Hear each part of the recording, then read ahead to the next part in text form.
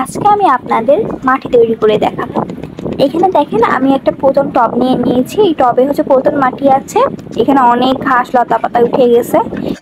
এই ঘাস লতা পাতার যে শিকড়গুলো আছে ভালো করে মাটি থেকে তুলে দিব, তুলে ফেলে দিব। গজ হচ্ছে না হলে আবার ঘাস লতা পাতা হবে। আর সাথে কিছু সার টার মিশাবো। কিভাবে আমি মাটিটা তৈরি করি অন্যান্য গাছ লাগানোর জন্য আজকে আমি আপনাদের সেটাই দেখাবো।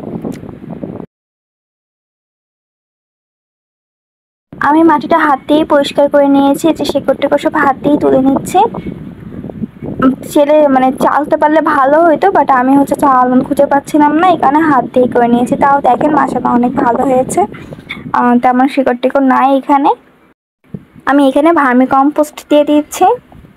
যতটুকু মাটি দেবেন তার হাফ বা তার থেকে একটু কম দিলেও হবে।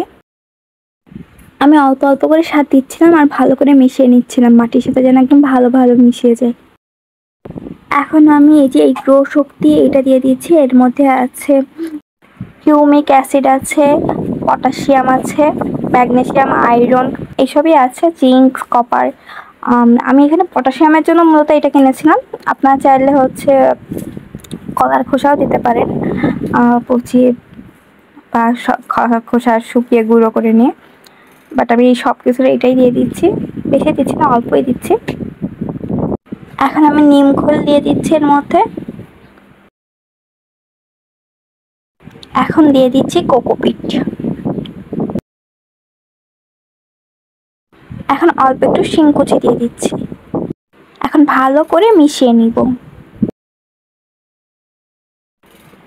এই সবগুলো উপকরণগুলোকে ভালোভাবে মিশিয়ে নিব। হাত দিয়ে হোক যেভাবে হোক ভালো করে মিশিয়ে নিতে হবে। আমি এটাকে হচ্ছে 7-8 দিন রেখে দেবো। এরপরে হচ্ছে এই মাটি দিয়ে সবগুলো গাছ লাগাবো।